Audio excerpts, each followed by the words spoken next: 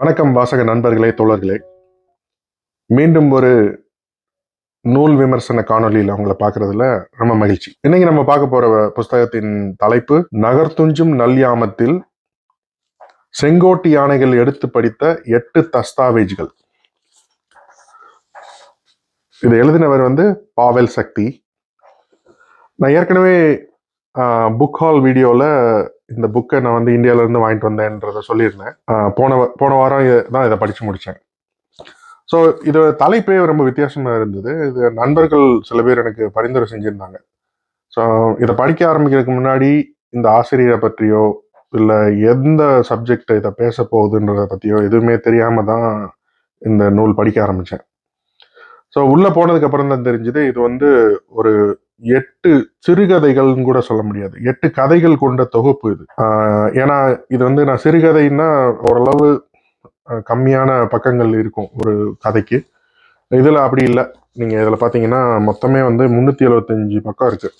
So 375ல் 8 கதைகள் அடங்கியிருக்கு. So அதனால் இது ரொம்ப இது சிறுகதைகள்னு சொல்ல முடியாது, ஒரு மாதிரி பெரும் சிறுகதைகள் அப்படி வேணாலும் கூட சொல்லலாம். இந்த உள்ள இருக்கிற கான்டென்ட்டுக்கு முன்னாடி போகிறதுக்கு முன்னாடி சில விஷயங்கள் நான் சொல்லணும்னு நினச்சேன். இந்த எழுதுகிற முறை, இந்த ஆசிரியர் கையாண்டிருக்கிறது எனக்கு ரொம்ப பிடிச்சிருந்தது. அதாவது இந்த நான் லீனியரா கதை சொல்லாம முன்னும் பின்னும் போய் வர்ற மாதிரியான கதை சொல்ற ஒரு ஸ்டைல் எனக்கு புதுசா இருந்தது. தமிழ் இலக்கியத்துல முன்னாடி இருந்திருக்கலாம், பட் நான் இப்பதான் ஃபர்ஸ்ட் டைம் படிக்கிறேன். ஸோ அதனால அவர் கதை சொல்ற விதம் எனக்கு ரொம்ப பிடிச்சிருந்தது. 8 கதைகளோட தொகுப்பு. ஆனா இந்த 8 கதைகளுக்குமே ஒரு காமன் அண்டர்லைங் தீம் இருக்கு.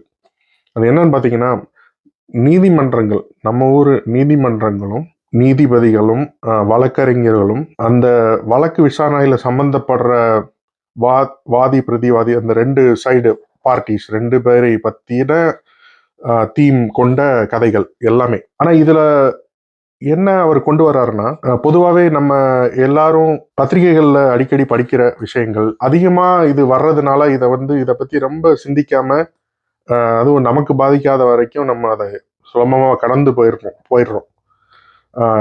எந்த மாதிரியான விஷயங்கள் பார்த்தீங்கன்னா, சொத்து தகராறு, அப்புறம் விவாகரத்து, முறையில்லாத உறவுகள்ல வர்ற கொலைகள், வன்கொடுமைகள், ரொம்ப சில்ட்ரன் மேல இருக்கிற அந்த அபியூஸ், இதெல்லாம் நம்ம கேள்விப்படுறோம்.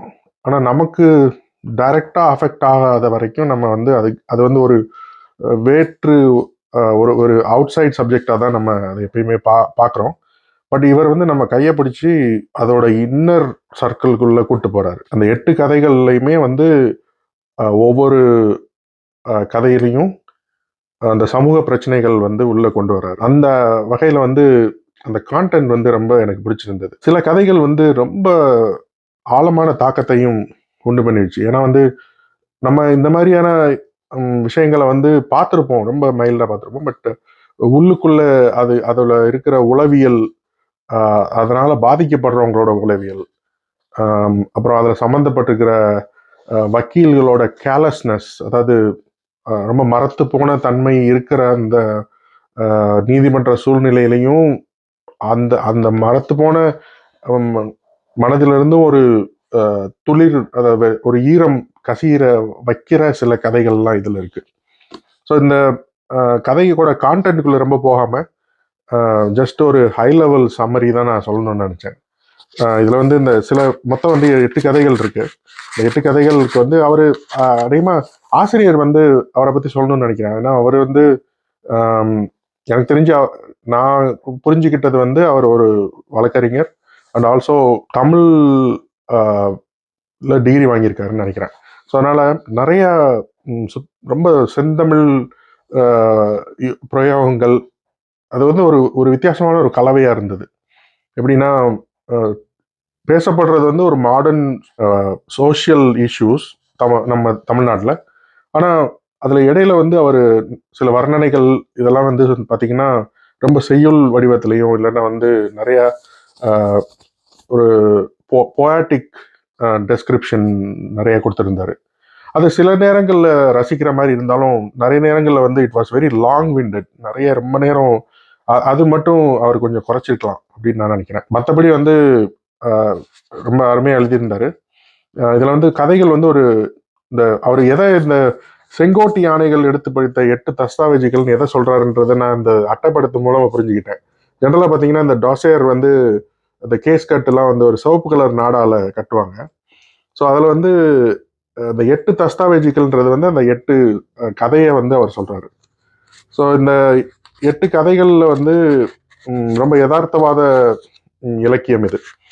அதை நான் சொன்ன மாதிரி எல்லா கதைகளை விட எனக்கு சில கதைகள் ரொம்ப தாக்கத்தை உண்டு பண்ணுச்சு. பட்டாளத்தார் இறந்து விட்டார், இது எல்லாமே தலைப்புகள். இதுவுமே வந்து பார்த்தீங்கன்னா தலைப்புகள் எல்லாமே ரொம்ப லாங் டைட்டில். ஆனால் அந்த ஒவ்வொரு தலைப்புலையும் வந்து மாடர்ன் வேர்ட்ஸ் யூஸ் பண்ணியிருக்காரு. அப்புறம் வந்து கொஞ்சம் சங்க இலக்கியம் ரிலேட்டட் வேர்ட்ஸை யூஸ் பண்ணியிருக்காரு. ஸோ எனக்கு வந்து நான் அந்த அளவுக்கு சங்க இலக்கியத்தை பரிச்சயம் கிடையாது. ஸோ அதனால என்னால் சில விஷயங்கள் வந்து நான் கூகுளில் லுக்அப் பண்ணேன். அதுக்கப்புறம் தான் எனக்கு வந்து அவர் எதை சொல்ல வர்றாருன்றது புரிஞ்சுது. அதே மாதிரி ஆசிரியர் முதல் பக்கத்திலேயே வந்து இந்த தலைப்புல இருக்கிற இந்த செங்கோட்டி யானைங்கிறது வந்து எதுல இருந்து எடுத்தோன்றதையும் வந்து முதலே சொல்லிடுறாரு. அது என்னன்னு பார்த்தீங்கன்னா, செங்கலம் படக்கொன்று அவுணர் தேய்த்த செங்கோல் அம்பின் செங்கோட்டி யானை கழல் தொடி சேயை குன்றம் குருதிப்பூவின் குலை காந்தட்டே திப்புத்தோளார் குறுந்தொகையிலிருந்து எழுதியிருக்காரு. ஸோ இந்த செங்கோட்டி யானைங்கிறது வந்து அந்த ஒரு குறுந்தொகை செய்யுள்ல இருந்து எடுத்திருக்காருன்றத வந்து ஃபர்ஸ்டே அவர் சொல்லிடுறாரு. ரொம்ப வித்தியாசமா இருந்தது. இந்த நூல் வந்து படிக்கிறதுக்கு சொன்ன மாதிரி அந்த எழுத்து நடை, அந்த ஸ்ட்ரக்சர், நான் லீனியர் ஸ்ட்ரக்சர், அப்புறம் வந்து அதுக்குள்ள இருக்கிற அவர் இருக்கிற அவர் தமிழ் புலமை, அவர் வார்த்தை பிரயோகங்கள், அதோட கலந்து அந்த சமூக பிரச்சனைகளையும் நீதிமன்றங்கள், நீதிபதி, வழக்கறிஞர்கள் அவளோட உலகத்துக்குள்ள நம்மளை கூட்டு போன அந்த ஒரு புதுமையான முறை வந்து எனக்கு ரொம்ப பிடிச்சிருந்தது. ஸோ இந்த புக்கு கிடைச்சதுன்னா வாங்கி படிங்க. நான் சொன்ன மாதிரி 8 கதைகளும் வந்து எனக்கு பெரிய தாக்கத்தை எல்லாமே எல்லாம் ஏற்படுத்தலை. அதில் வந்து 8ல் வந்து மேபி ஒரு 4 இல்லை 5 கதைகள் வந்து எனக்கு ரொம்ப தாக்கத்தை ஏற்படுத்தி, ரொம்ப அதிகமான தாக்கத்தை ஏற்படுத்தினது ஒரு 2 கதைகள். அது ஒவ்வொருத்தரை பொறுத்து மாறும்னு நினைக்கிறேன். பட் ட்ரை பண்ணி பாருங்க. புதுமையான ஒரு புக்கு, எனக்கு பிடிச்சிருந்தது, உங்களுக்கும் பிடிக்கும்னு நம்புறேன். ஹை லெவல் ரிவ்யூ கொடுக்கலான்றது அதனாலதான் இந்த வீடியோ போஸ்ட் பண்ணேன். அடுத்து நிறைய தமிழ் நூல்கள் படிச்சுட்டு இருக்கேன். கூடிய சீக்கிரம் அந்த நூல்கள் முடிச்ச பிறகு அதை ஒரு விமர்சன காணொலியா உங்களுக்கு சீக்கிரமே கொண்டு வர்ற முயற்சி செய்கிறேன். மீண்டும் இதே மாதிரி ஒரு சுவாரஸ்யமான நூல் விமர்சனத்தோட உங்களை சந்திக்கிற வரைக்கும் வணக்கம்.